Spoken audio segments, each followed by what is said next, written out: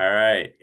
Good evening, everybody. Selena, you just joined us. We're also kicking off the weekend with a little bit of whatever it is we drink. I got a whiskey here, and we're going to get started in a second. But I just want to welcome everybody to Debt Collective's Jubilee School.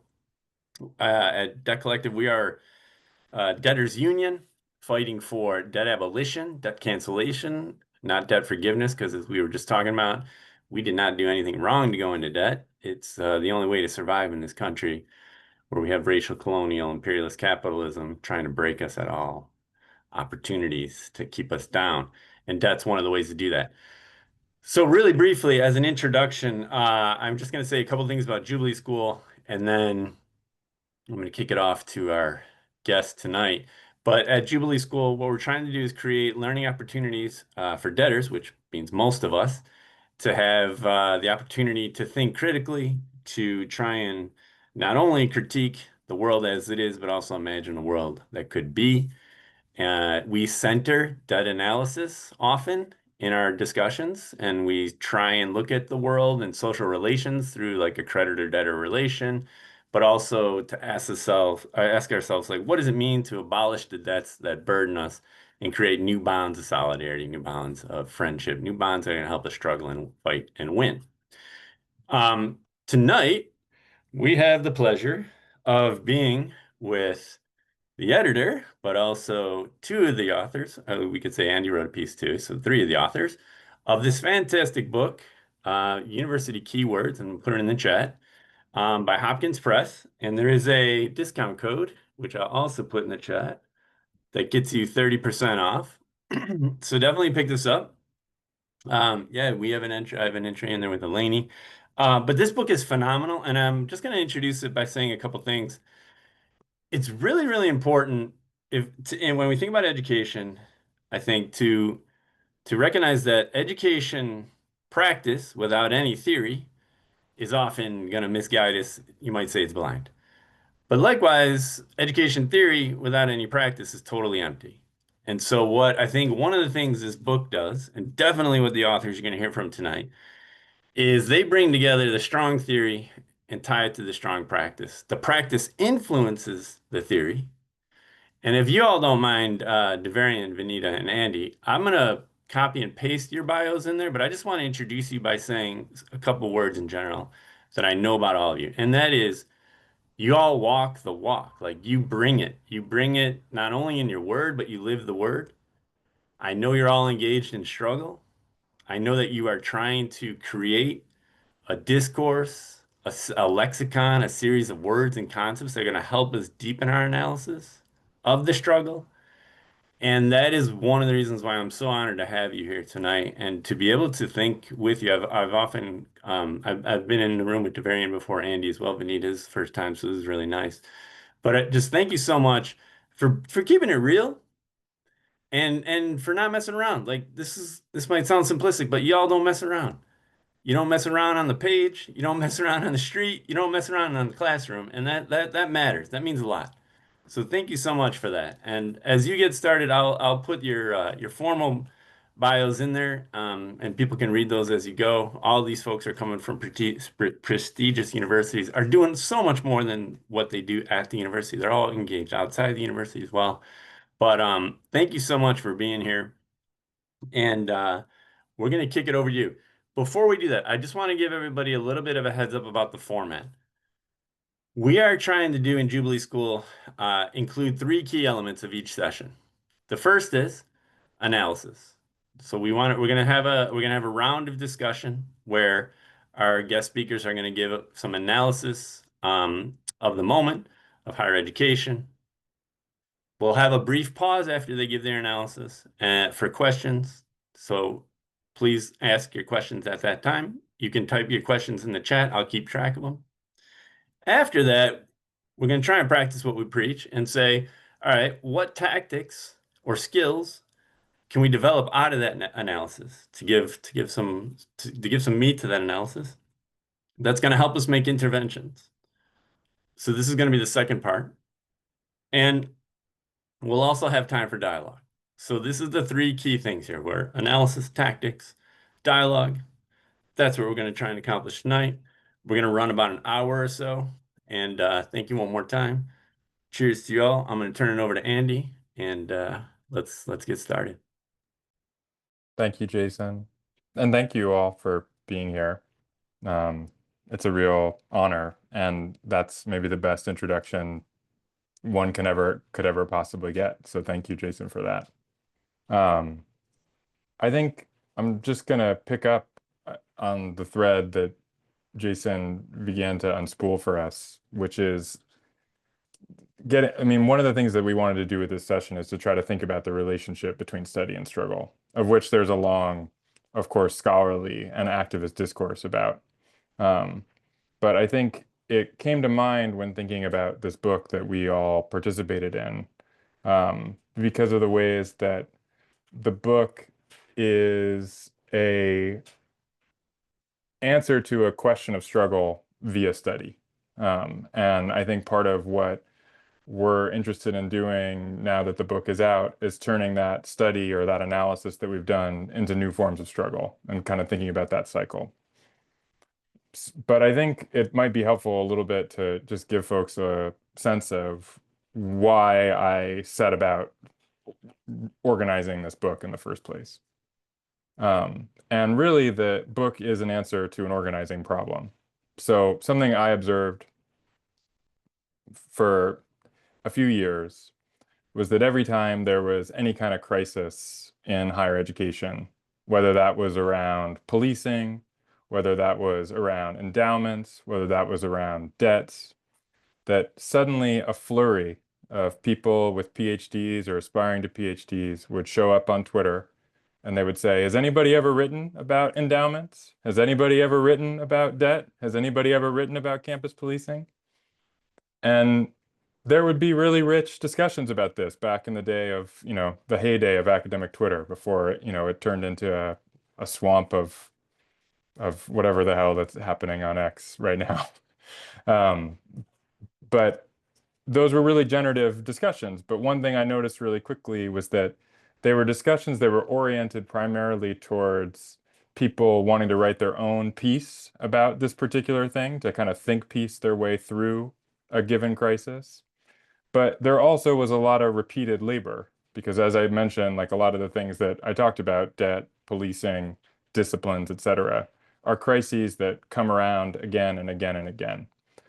And so the book became a way to say, instead of constantly doing this work and directing our attention towards saying we need to all have an original thought every time a crisis comes around, then instead we need to have a place to turn where we can kind of build something together. And of course, build a new analysis through our work together and our shared conversations through that work, and maybe build and potentially write something new again. But that the point was, the book would be a place for us to start so that we wouldn't have to constantly have those conversations, and that you could point to a colleague or a comrade and say, we don't need to build the bibliography first. Let's just read this together and start building something out of that. So that's where the book comes from. I think it's also worth saying a little bit why keywords. I think from what I just said, there is like a kind of organic quality to that, that a lot of the ways that the crises in higher education have unfolded um, often seem to center around a term. We can think about how some of the more recent crises have centered around a term, whether that's federal funding or DEI or things like even one could even imagine something like the compact, like Trump's compact in higher education that a lot of folks have organized against and has cohered around a number of groups. And so I think that's a helpful frame, but I think one of the keywords as a kind of scholarly framework comes out of a cultural studies tradition. Raymond Williams wrote a book called Keywords, that organized a lot of words for the study for culture and society. He thought that there were certain words that kind of bound or binded together our understanding of these concepts.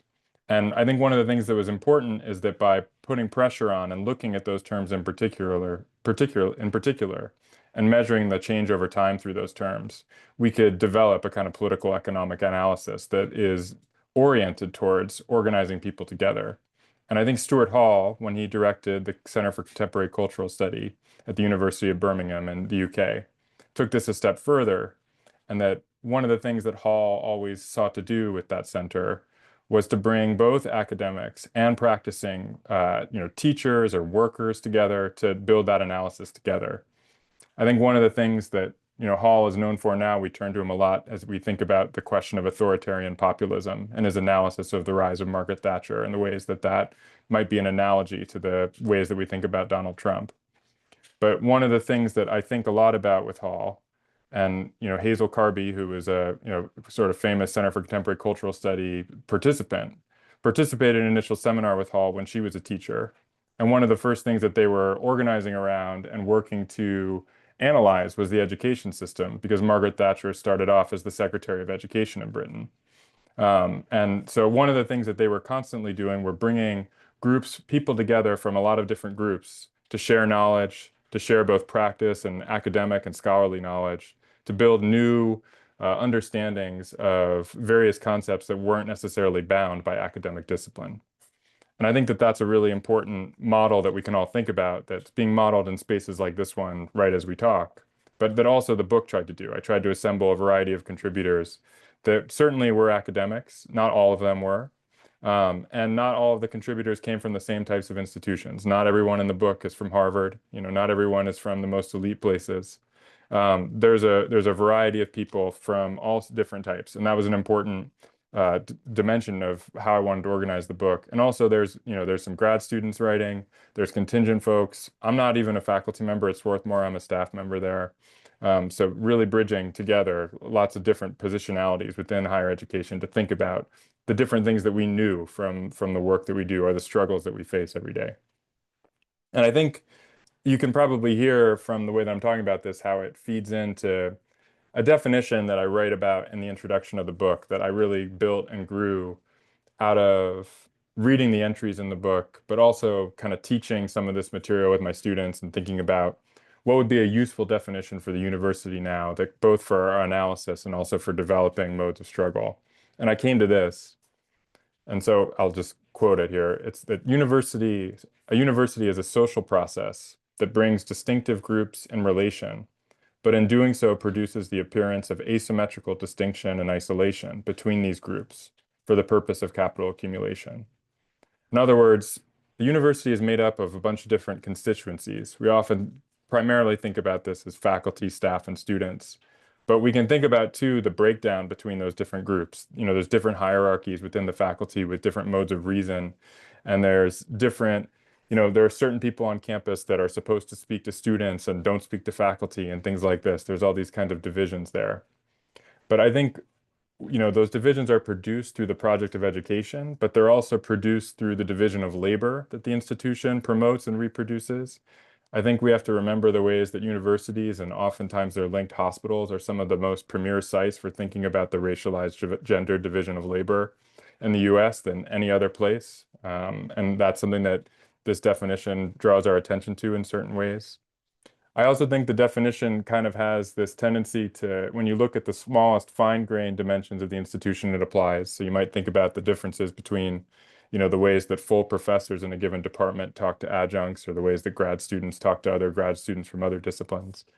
But it also speaks to the wider system of higher education, that these various institutions are in relation to one another, that for-profit colleges that produce so much debt or that in a kind of mode of predatory inclusion are deeply intertwined with the most elite institutions, whether that's through their endowment spend or whether that's through their endowment investments or whether that's through the shared project of education that they talk about as Tressie McMillan Cottom discusses. But I also think, and I think this is maybe one of the most important dimensions for this particular moment, is that higher education also seeks to draw a line around the prestige of its workers from other people who share and do similar types of work and are involved in similar types of struggle. And so one easy bridge that is worth crossing and the distinction that the university produces is, say, the distinction between university faculty and K through 12 teachers.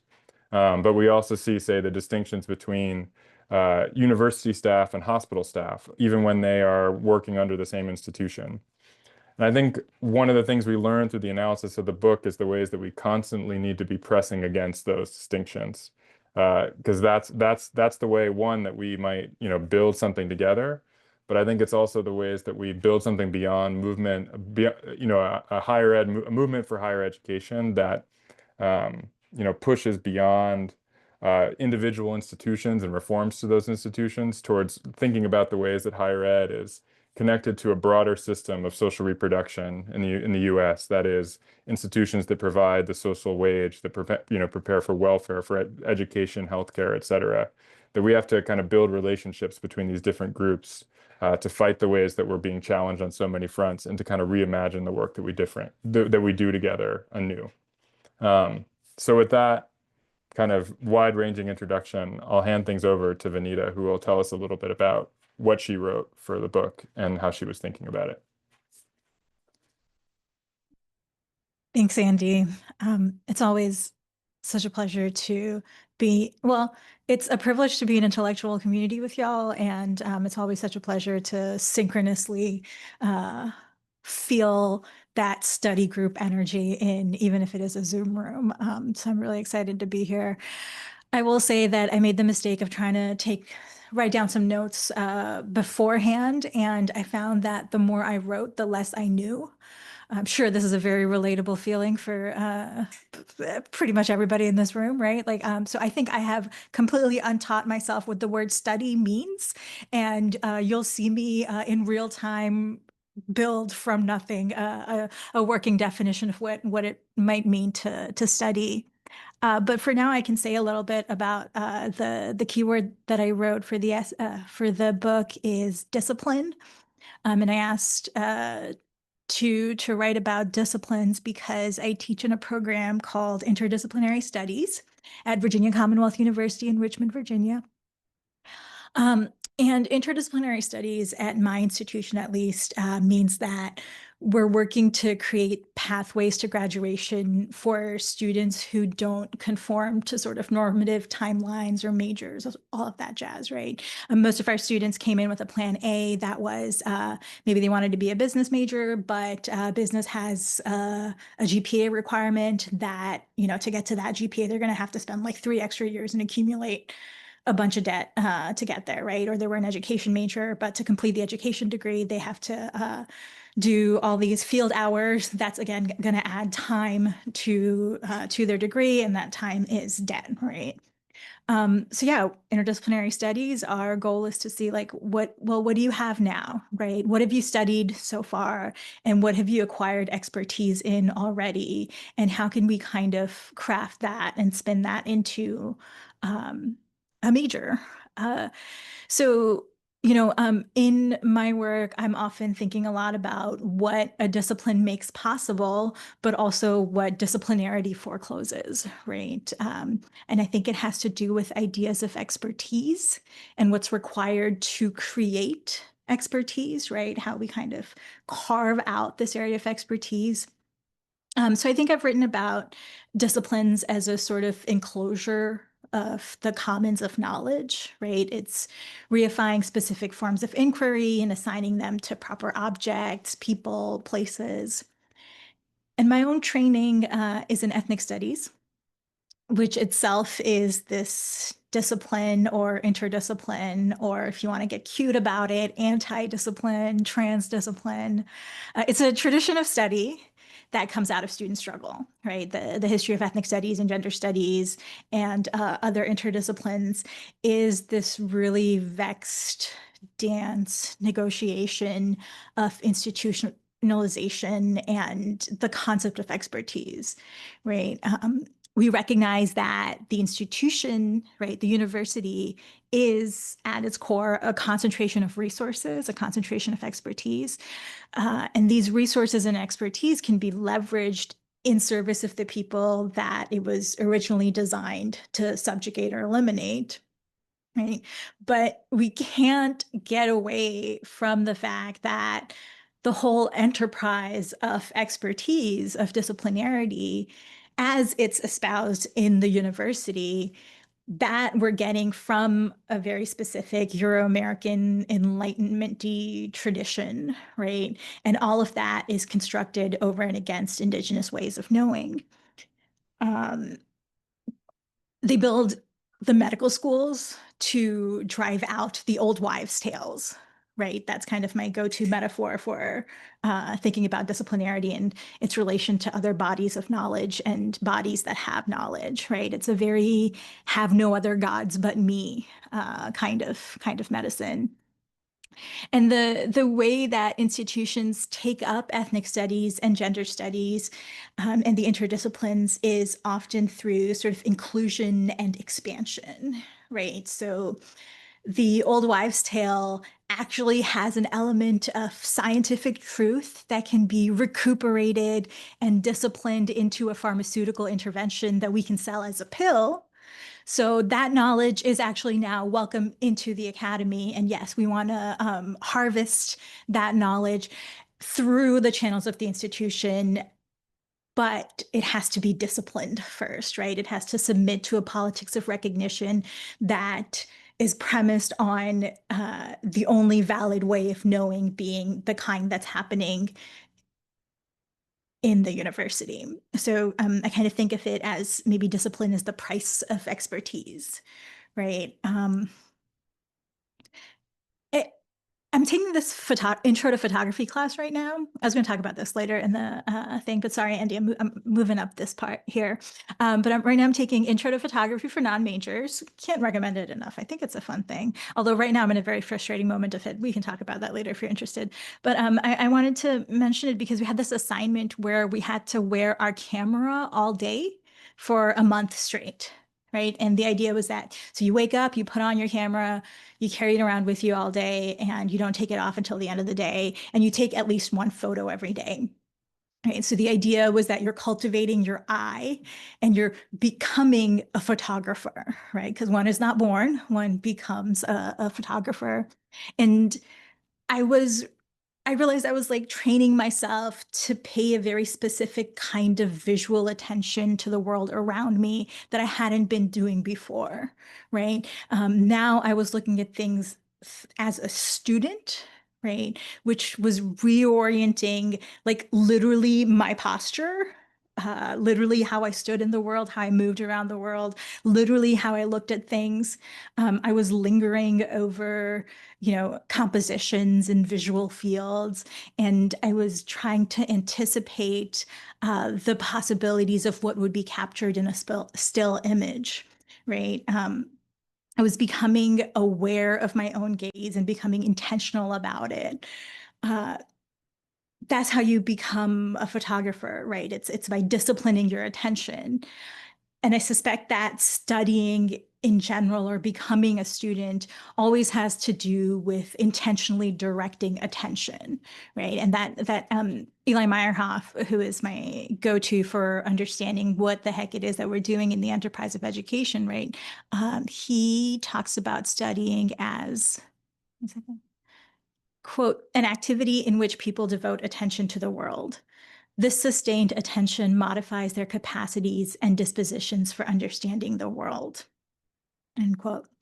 And the other thing about disciplinarity and studying that I think I really need to say now before I wrap up my time, which I think I'm about to do in a moment, right, has to do with sociality. And I think I'm ending on a very similar note as Andy with, the thing that is in the university that is worth defending is the condition of possibility that is created by bringing together different types of people and putting them in conversation. And I really do think that conversation is such a big part of it. The book, University Keywords, right, like when we think about it, in the world, when we think about it moving around the world, we're really hoping that, you're reading it with a study group, right? You're reading it with comrades that you're organizing with, whether that's on campus, whether that's off campus, right? To the extent that it can serve as a tool, it's only that when you're doing it with other people, right? I think maybe that might be the difference between like meditation and study. Is when you're doing it with other people, right? Like the attention by itself might just be meditation. And I think it's in that sociality, it's in that conversation that it becomes study. Okay. I just realized this thing. I'm probably going to regret that I shared this, but okay. So I was raised Hindu, and in Sunday school, there's this story that our priest would tell, which is that it's like a 2-second thing. And I think it's supposed to be funny. So if you can like do a little giggle or something at the end, that'll be very gratifying. So there's this student who wants to become an expert in scripture, and so he gets all the books, he has all the books, but he knows that he has to go to a guru and get trained, right? And he's like, but like, why? So he goes to his guru and he says, I have all the books, I've memorized all the scripture. Why do I need a guru to, fully become an expert? And the guru says to him, why don't you ask your books that? But thank you. Right. So that's all to say that I think people have known this for a minute, right? That the doing it together part of it, the sociality part of it, that's the thing that makes study powerful, that allows us to translate it into struggle. All right, that's my time. I'm here till today. I'll hand it over to Davarian. Thanks so much. I just want to say it's really a pleasure and honor to be here in the space of that collective who I've been an admirer of for some time. And I feel like an ally in a lot of ways in terms of like kindred spirits and shared struggles. And also to be with comrades and co-writers, Vineeta and Andy. We've we've been ships passing in many ways over the years, directly and indirectly. And it's been great to be in conversation with them and to know that they're here in this moment of struggle, and not just in the moment of study. So that is really important to me. And so taking the keywords together, thinking about study and struggle, I guess the realization here is that we are at war. No matter how we want to shift it or pretend or contemplate. And it's not just because Trump has placed his crosshairs on higher education, but it's because of the broader struggle. And it just so happens that higher education is a part of this growing index of targets. But having said that, it requires us to be present in ways that we might only want to be indirectly. We've been named. We've been targeted. We've had struggles that predated Trump. And yet the fact that we've been named shows, for me at least, that this is precisely one of the most vital places to be. If we didn't matter, we wouldn't be named in all the different vectors of influence.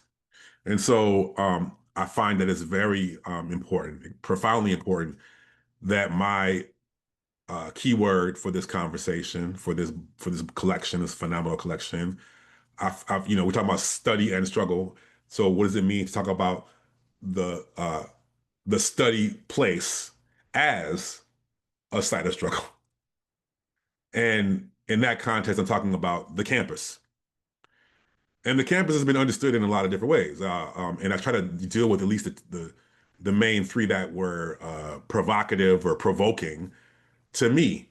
Understanding the campus as a conceptual idea, as a framework that emphasizes the importance of the campus as a pastoral space, meaning an aloof and away from the so-called real world. And we hear that all the time, both on the left and the right. That, once you leave campus, you go into the real world. And that idea starts at a very early period, especially in the U.S. Higher education design. The notion of in locos parentis, that the campus, the university solves as your parent, which means that we don't just have places to learn, we have housing and recreation and therapy and underground, all the things, right? So the campus as a loose space, and specifically as an aloof space, a pastoral retreat from what was becoming the city, urban life. So there's that, which is ironic because my second frame is the campus as a site of political, economic, urban development. That despite its idea of just simply being aloof and outside of the world, it's fully embedded within the world. And it has been since the academical village at UVA that was built on enslaved labor and was maintained. So from the very inception of the colonial college in the U.S. context, the idea of the campus as aloof and the idea of the campus as political economy were always dancing and brushing up and bouncing and crashing into one another.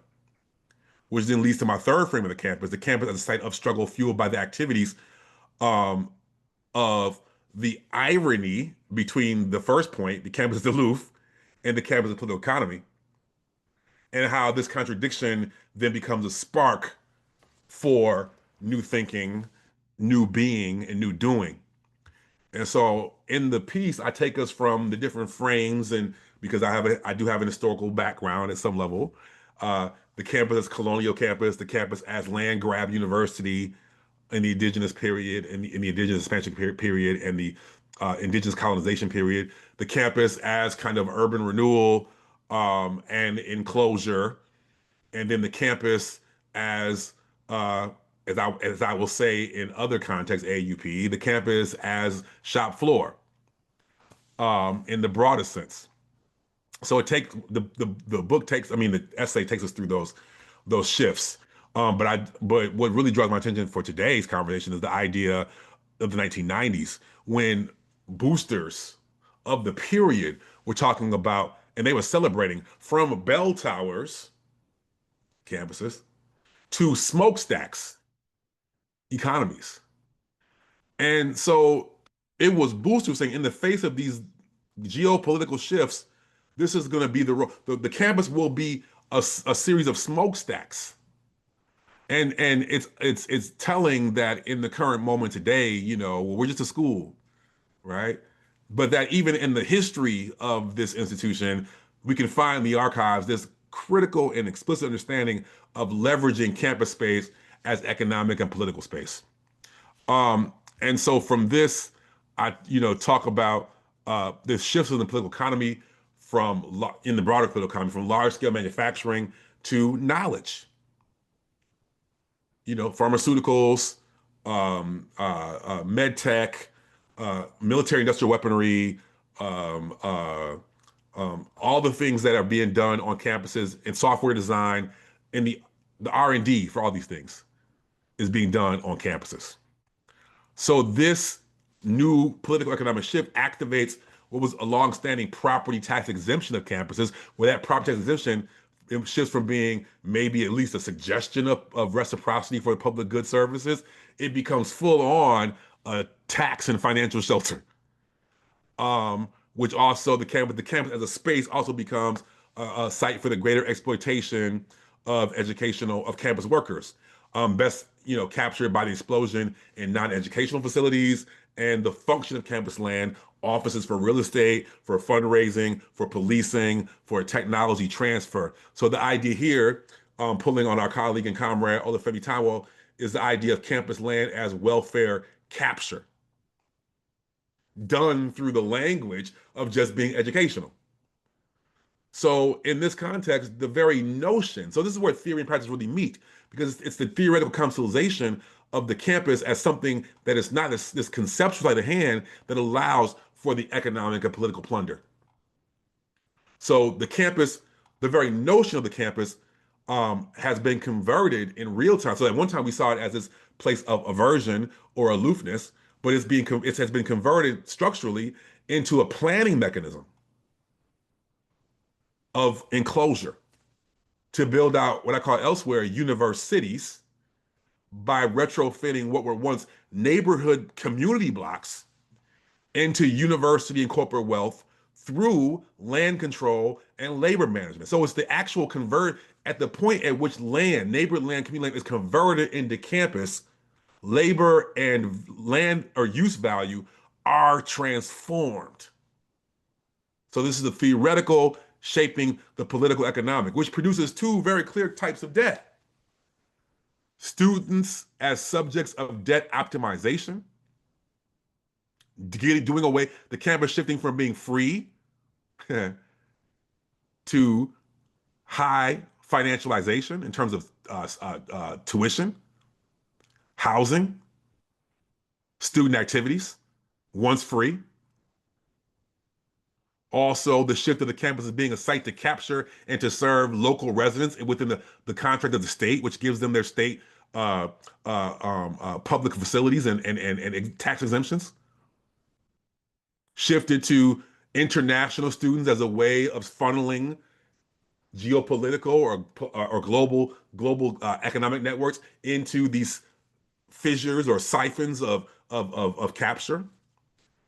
There's also the form of debt of as these schools are competing with each other for this siphoning of capital, we see the emergence of the amenities arms race.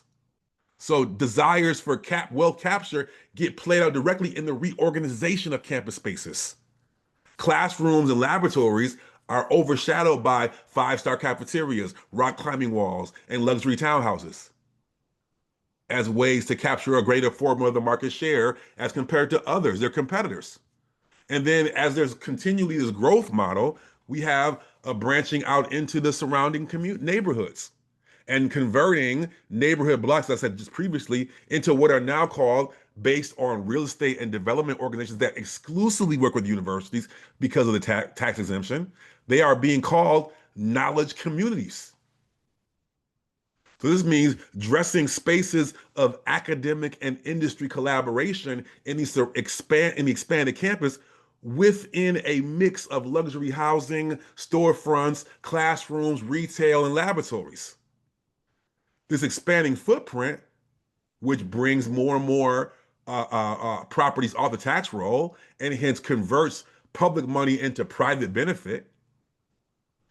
This footprint is also secured by the extraterritorial expansion of campus police that are usually armed, increasingly hold jurisdiction over neighborhood blocks, and yet largely evade public oversight, no matter if they are public or private schools. They're primary in the day-to-day. Sure, if we issued a lengthy FOIA request with a public school, we might get a report after months after after a conflict has been ensued. But in the day-to-day, they serve the interests of the boards of trustees or alders and the presidents. So this financial and spatial redesign of space to meet the needs of university interests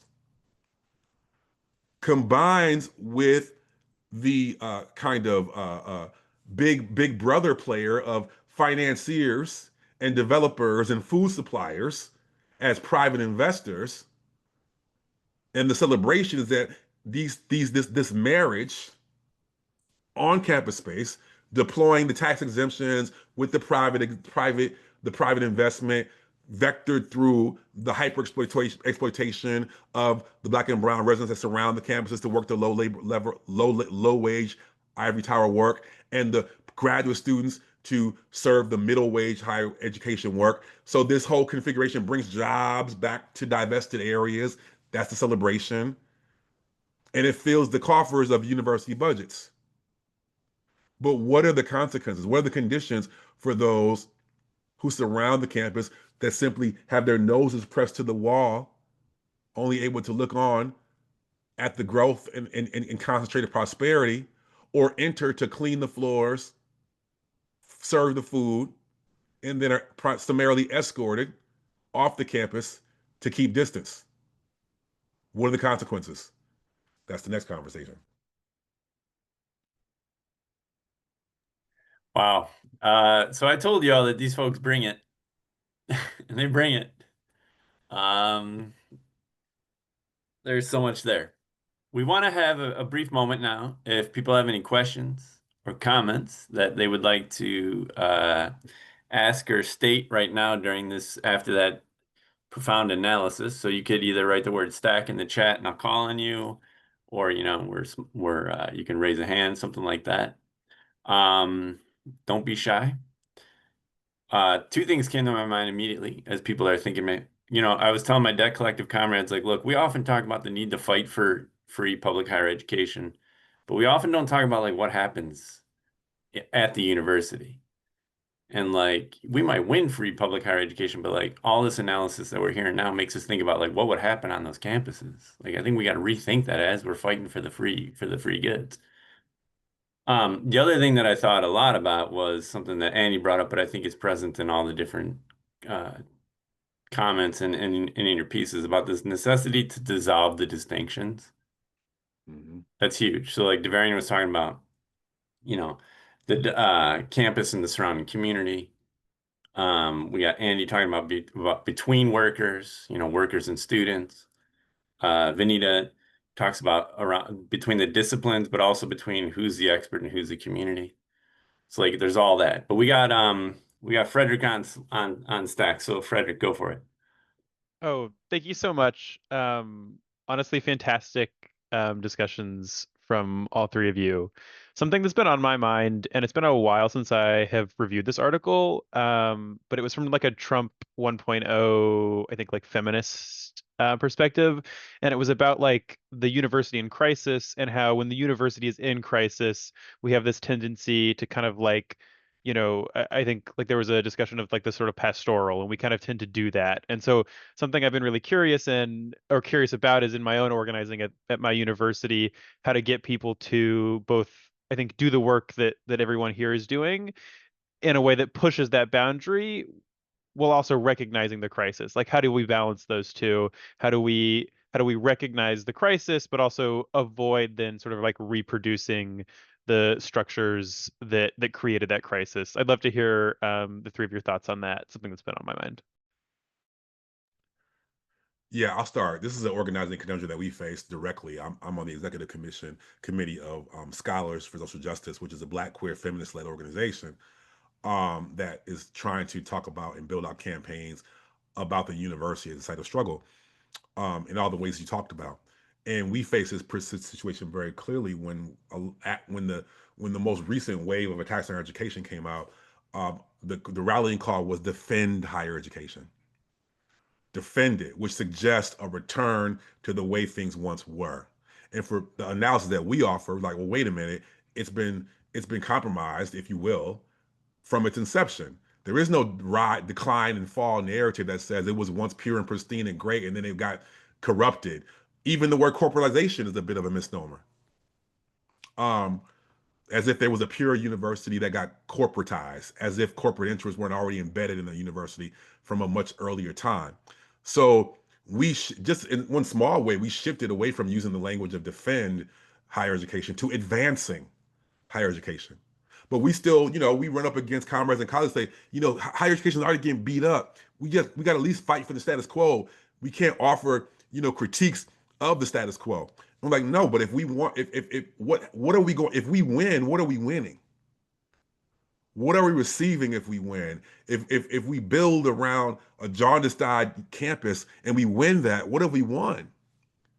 And so this is where analysis and history and archives and thinking, not thinking because we're all thinking, but kind of critical analysis really become vital, because we have to think about end goals and strategies and tactics about what are we fighting for, but also most effectively on the other side, when we talk about defending academic freedom and shared governance, most of the world don't give a shit what we talk. They don't care. They don't know what it means. So even for our own win, we have to embed our struggles within an honest history of higher education that situates its conditions as a part of a larger political economic condition. At our own peril, we do not do this. Because right now we have these fights, but no one cares because we're spoiled, not even just woke, not even woke. We're just spoiled. We have better wages, even if it's not true. But then when you situate the work that we do, when you look at the wages of an adjunct or a professor, and they're making Best Buy wages, like actually, with a PhD, then we can have a broader base coalition of solidarity. So thinking in these ways and disrupting what you call the pastoral has both theoretical and political consequences. So I'll just stop there. Davarian, we need to spread that everywhere. Yeah. We're gonna clip that one for sure. Yeah, Andy or Vineeta, do you want to add to that? And then we'll move on to yeah. I'll say that Davarian took the words right out of my mouth, just so I can say that I was going to say exactly what Davarian said. But just to build on, one of the points that Davarian made about academic freedom, for instance, is I think if we look at the history of academic freedom was a professional norm generated by the AAUP in the early 20th century that was designed to break labor unions from organizing faculty into unions with K through 12 teachers. because, professionalized faculty in higher education institutions wanted to have the additional prestige of being disaffiliated with K through 12 teachers. So even a concept that's important and something that we ought to fight for is something that, holds on and hangs on to precisely the kind of divisions that we want to, disrupt. And I see Davarian pointing to Timothy Kaufman Osborne's Autocratic Academy, which I think, covers this really well. I think the other thing I'd say is that that's important on this front that I try to think about is that we have to remember that, I often bristle even at the idea of higher education as a public good, not because I don't believe in public goods, but because we've never had public goods in the United States. Not for everybody.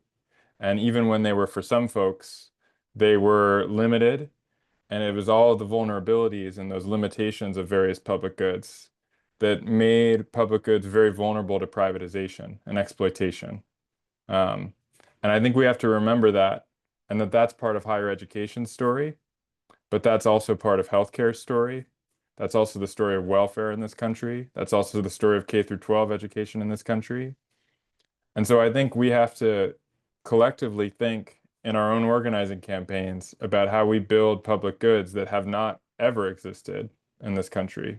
Because I think a lot of times when we talk about public goods, there's a tendency to think, as Davarian alluded to, that we're looking to something that has been taken away from us. And I think it's easy for people to organize around something that they felt like they had that's now it's gone. But I think we also have to remember that when things are taken away, like social provisions in the US, that they're gone for good. And I think that that's one of the things that feels particularly dangerous about the Trump moment. But I also think we need to take that as an invitation to say that we can't do what we did before. That's not coming back. The only path forward is to do something new. And I think doing something new across the various sectors that have been privatized, divided, for the purpose of exploitation and pitting us against one another to do the things that we need to do together. We can't educate each other without working together. We can't care for each other without doing it together. And we have to kind of fight that atomization that the right is so committed to, providing both for their own gains, but also to kind of create a culture where we're all separated from one another and can't fight for the things that we need to fight in order to survive. So I'll leave it at that. Just that. Vineeta. I mean, they said all the good stuff. And so I think at this point, I'm just going to be repeating, but maybe try to do like pithy one-liners for each of the things, right? And I think to me, two things come to mind. One, I learned from abolitionist organizing, which is that you don't fight for something today if you know you're going to have to fight against it tomorrow, right? So you will not catch me defending the Associate Vice Provost of Diversity, Equity, and Inclusion today, because I will definitely be fighting to take that office down tomorrow, right? Because we understand that that is not the thing that, we understand that that is a concession and a way of disciplining students, right? And then the other thing is that what I've learned from the Democrats, right, through the negative example is that we just have to say what we want, right? We're not doing the incrementalism thing anymore, and we're just going to be honest about. I statements am just going to be honest about what I want, and it's the whole thing, right? There isn't a tactical advantage to pretending otherwise, and actually, maybe Zoran. I feel like if we have a conversation this week, you're required to say Zoran Mamdani at least one time in the conversation. So I'll go ahead and say that now. There you go. There we go. And in saying everything, I think we also need to say the fact, like we're blowing up universities in the genocide in Palestine, and like that can't go on either. Like, how do we organize on our campuses to make sure that shit doesn't happen? Um, Sorry, and the other thing, Yeah. right, is that the academic freedom shouldn't, like, if there is such a thing as a freedom of inquiry, or the right to learn, or the right to study, the right to ask questions, that must be for everyone, right? Right. There is expertise inherent in every job, right? That's what we mean when we say there's no such thing as unskilled labor, and we recognize that, and we stand with other labor just as much as we want them to stand in solidarity with us when. So for the sake of Friday night time, Ian, what I'd like to ask is, can you ask your question and we'll have that like in the collective, air or whatever we want to call it. And then I do want to move us to tactics and so like Ethan or Ian, if you could just ask the question and then we'll have that just in the circle here. But I do want to move us to tactics because we are running up, 9 o'clock on a Friday. So Ian, please ask your Sure. question and we'll move Yeah, on. just quickly, wondering if folks could talk about strategies and tactics to get campuses to pay those property taxes that they owe. Speaking of a point of debt that actually does need to be paid to communities, to the cities and towns that they occupy. Perfect. That's like a beautiful segue. Thank you, Ian. So I think we were going to go with in the order of I lost my page now because I was writing so many notes. So we're going to go with the tactics question. We're going to go Vineeta, Andy, and Davarian. No, wait, Andy, Vineeta, Davarian. Yeah, I Actually, think we were going to do Vineeta first, but Davarian, do you want to go first just because yeah. I feel like you can maybe you can talk about what you were going to talk about maybe Yeah, and also it's a answer that perfect, question at the same time. transition. So, um, yeah. So one of the ways in which we actually try to take on this notion of the land, campus land, as had a struggle is that in my smart cities research lab, which has come out of the work that I did in the book, has become the advocacy and kind of mercenary arm of the thinking, because communities called. They were able to read the book because it was written in an accessible way. My book, In the Shadow of the Ivory Tower, and the work that I've done, like on podcasts, etc. And a brother who had been incarcerated, he came home to what was a neighborhood that was once um, the Black Bottom, or more broadly, West Philly, and it had become University City by the time he came out. And so I say that to say that the land is always this way to kind of materialize more conceptual spaces. And I'm biased. I'm an urbanist. I'm a spatial theorist. Both of those things. So I'm biased. But it's a way to materialize ideas and social relationships. And so a key vector for that thinking is the higher education's tax exemption. So when the book first came out, New Haven Rising, which is a coalition of local electeds, um, past faith leaders, residents, students, and a couple faculty, not many, in New Haven, were realizing they did their own deep study to figure out that the reason, that their public schools are shit, and what pays public schools, property taxes. Who's the biggest property holder in New Haven? Yale, and Yale New Haven Hospital. And so they did the connection, and they saw it confirmed again in my book, and they called me down to help them do the analysis and do some additional, well, not the analysis, some additional analysis. But they, in doing that, we brought together, local electeds, but also I say we had school in the street. So there's a main street that sits next to a cemetery that leads right to the campus, which is very telling. It's where the ideas come to die.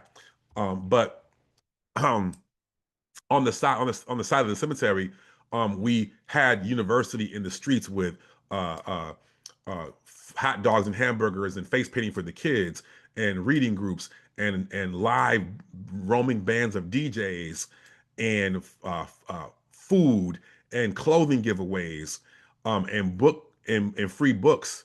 And in that, we deployed artists to do a data visualization on the street that showed that, yes, Yale contributes at the time $14 million, even though their property tax exempt. But so they had like a little red strip on the street. But then there was a blue strip that went the length of the block, that highlighted Yale's endowment, which at the time was $40 billion. And even though we had done all this amazing teachings and door knocking and rallies and parties, that data, what we would call in academia, that data visualization done by artists, activated a whole new realm of consciousness. And from that, I was able to take advantage of coordinating with both local and national journalists. Again, breaking down what Vineeta talked those disciplines, those places. People say that journalism is the history of the present, or academics would say that. But no, we don't believe in that. That there's work to be done on both sides of the so-called conceptual or disciplinary aisle. And they came and wrote stories and put New Haven in this national and international network. And we were able to bring Yale, modestly to heel, and contribute over 6 years, $50 million to the budget, to the New Haven city budget. And then that vision caught fire. And then my lab was called to Ithaca and St. Louis. And now we're in Durham for the Duke Respect Durham campaign. And so it's amplifying, it's duplicating, it's multiplying. And so it's this kind of, but it's not bereft of analysis. And they, like other moments of radical struggle, like when we talk about the rise of Marxism in the 1930s, you hear time and time again by especially workers of color, residents of color, wow, I thought I was alone. Marxism made me see that my conditions are a part of a broader struggle. And I'm not claiming to be Marx at all, but I'm saying that in amplifying the New Haven story, people that knew that they already knew the analysis, but they were able to activate it because they saw it was elsewhere. And so then we had duplication in, again, St. Louis, and also in Miami and Berkeley, California, and in Baltimore with the With Us For Us campaign. So it's been phenomenal to see scholarship, thinking, analysis, archives in service to struggle. One last thing, and this is like a really spatially connected. My last minute. In 3 paragraphs in the book, I did some wonky historical recovery about how higher education became the friendly face of urban renewal. And in fact, made a group of universities lobbied to change the Federal Housing Act of 49 10 years later to activate, for every dollar that the federal government for every dollar the city contributes to an urban renewal project, the federal government will contribute $2 if it's university led. And so I made, just some offhanded 3-paragraph comments to that. But then in 2022, we found that there were still descendants of this displacement, largely Black and brown communities, that were doing local work around these conditions. But we took the work from the book and we nationalized it, and it's called now the Renewal Project. And so we've coordinated teams of faculty and students and descendants of the displaced into these teams to build out, first research, then curriculum, and then creative placemaking, and towards visions of repair that we were fighting in struggles on the front lines in Newport News, Virginia, and in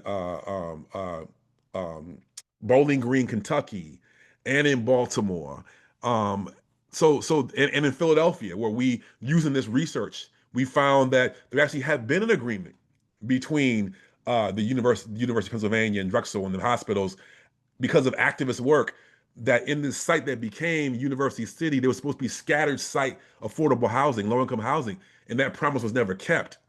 So in the current moment, when there was an attempt to get rid of the last bit of affordable housing in the targeted area, the university townhomes, we recovered this history. We took it to a city council person, Jamie Gauthier. She used that to place an affordable housing overlay on top of the entire development area. It pissed off the whole real estate lobby. They attacked us, and it wasn't perfect, but it's a demonstration again of what happens both in terms of wonky contemporary analysis or historical recovery, especially grounded in this space. This idea of this rethinking. This all came out of my rethinking of the campus as a political economy. And so doing that work allowed us to activate an analysis, both historical and contemporary, that was shifted and converted into policy or organizing, at least. So that's my answer. And I live in Philly, Davarian, and I can tell you that made a huge difference. Absolutely, 100%. Is it Vineeta or Andy now? Vineeta, do you want to go? Yeah, I'll go real quick. I'm just going to drop two resources in the chat. The first is university specific. It's the CSIG Resource Hub.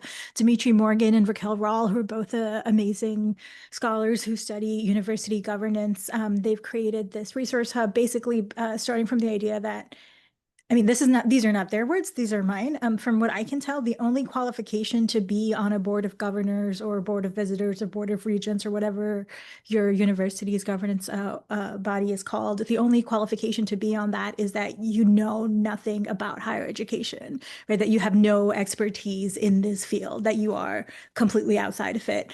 So that seems really messed up. And troubling. But the flip side of that is also anybody who is organizing on a campus already knows more than the people on their board. And Dr. Morgan and Dr. Rawls' kind of vision is to empower the student organizers and the other folks organizing on campus to take their knowledge, take their expertise, and school the members of the board, right? So I'm sharing that. It's a pretty new resource in the online version, so they're putting up stuff like all the time.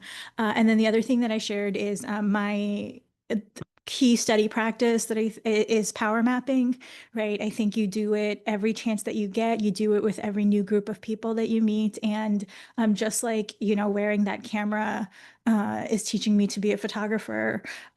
Like making power mapping a habit is, I think, crucial to developing habits of mind that aren't just in whatever immediate situation that you're in, but it just becomes a way of seeing the world, right? So I've included littlesis.org. The easy way to remember that is that it's the opposite of Big Brother. That's a great power mapping resource that I can't recommend highly enough. Last thing I'll say is that iteration and feedback are the two practices of study that I think are incredibly important in any kind of political work. Iteration, because you're never done.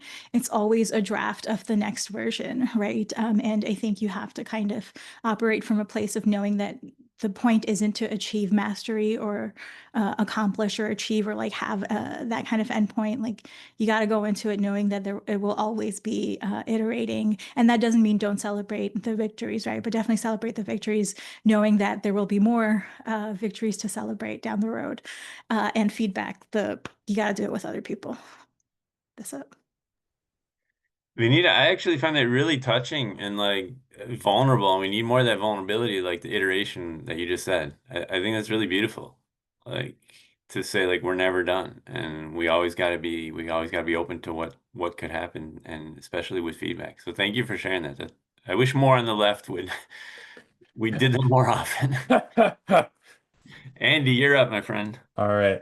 Well, I guess so for me, like the strategic goal that I'm thinking about is about building those bridges across people that normally don't talk to one another, and using study as a way to do that. And so the tactic is actually kind of counterintuitive, which is that sometimes political education doesn't need to be about politics. And I have two just quick examples that I'll try to cite really quickly. The first is, I think a lot about Elizabeth Catlett, the African-American artist, who she recently had a great show at the Brooklyn Museum, and I think I guess it was in Chicago now, and I think it was going to go to DC, but I doubt it's going to go to DC now. Anyhow, she taught at the George Washington Carver School in Harlem, which was a sort of communist-sponsored labor school. And she taught a class called How to Make a Dress.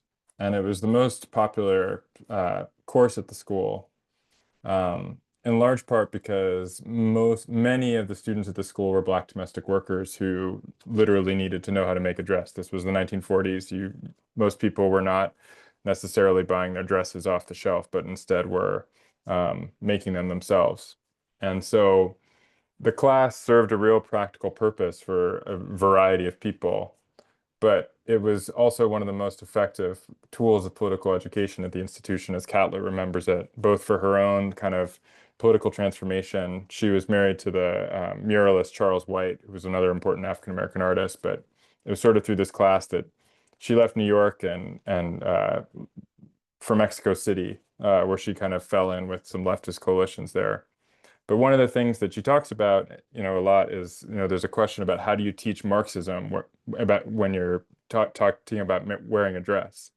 And she said, they would just have conversations.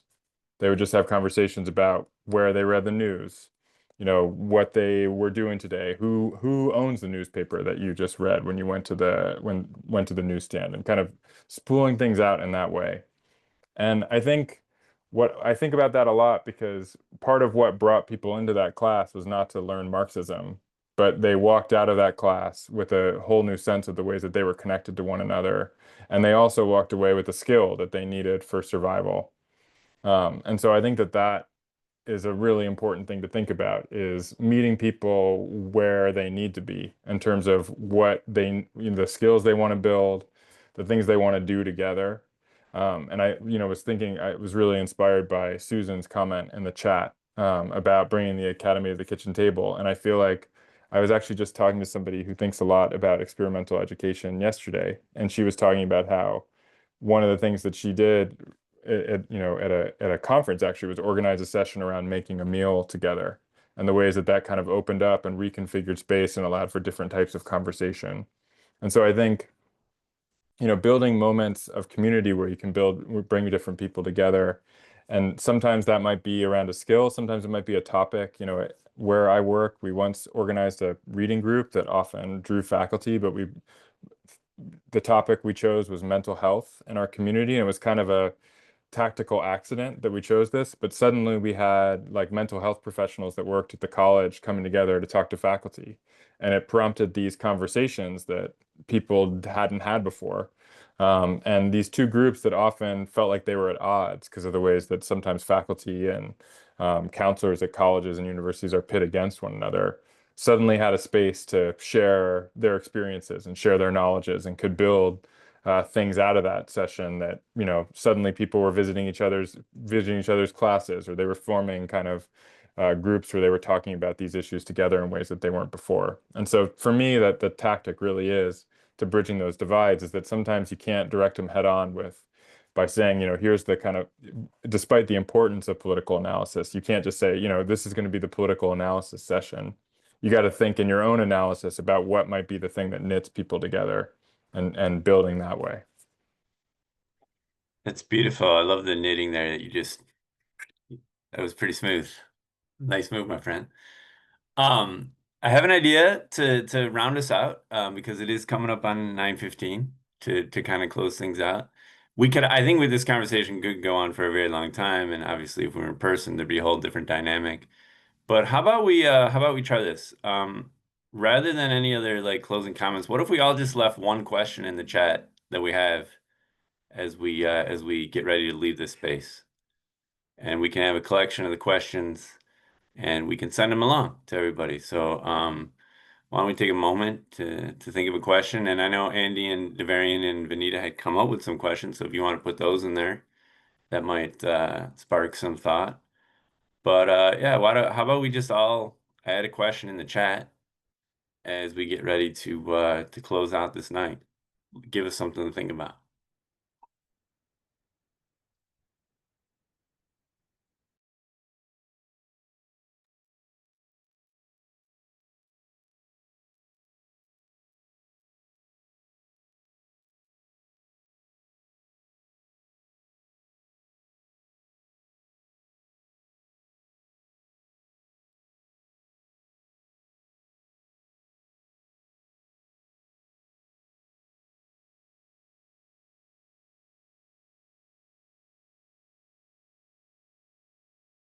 And definitely in the spirit of there are no bad questions.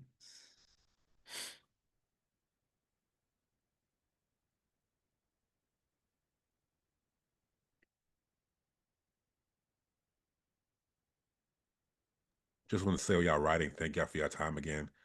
We know you definitely could have been somewhere else. So we're happy that you're here. Yeah, this is like, Yeah, for sure. we should take names, because these are folks like when the shit's going down. There we go, Andy. Thank you. Thank you, Christine. No, Yeah, talking about Jason, it's 9:15. The night is young. that's right. All That's what going out after this, right? Oh no, I got a party to go. I don't know about you all, but I'm not rushing it because of that. But you know, like, yeah, the night is young. And thank you, Frederick. Yeah, online.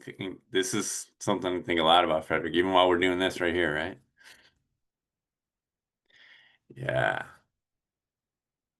that's a beautiful question, Angie. And Davarian didn't bring it up, but he's got this term. Correct me if I'm wrong, Davarian. Contra campus, I think it is, or something like that. That's not me, but I like it. No, it is, man. It's in. Hold on, it's in your. Hold on, it's you. You wrote it in this thing. Oh, Wait, contraband campus. Yeah, contraband I campus. got that Yeah. from Vineeta.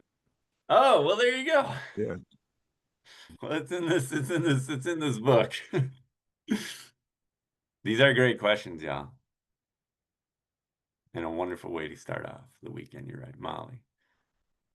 Yeah, post-COVID. Wow. Yeah. Okay.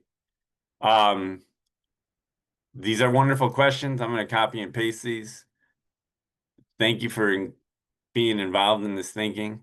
Thank you for opening up new ways of thought. Davarian, Vineeta, Andy, thank you so much. We are on the Amtrak corridor. We need to meet up, share some drinks and everything else in person. But really, hope, comes from the etymology means it's actually hope is a space. Hope is something that's carved out by like wind and rain, and that's why they call it the Cape of Good Hope.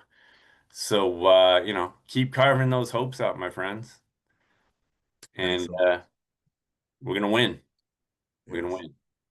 Thank you all. All right. Thanks, Jason. Thanks, Thank everybody. you. Take everybody. care, every night. Have a good night. Cheers.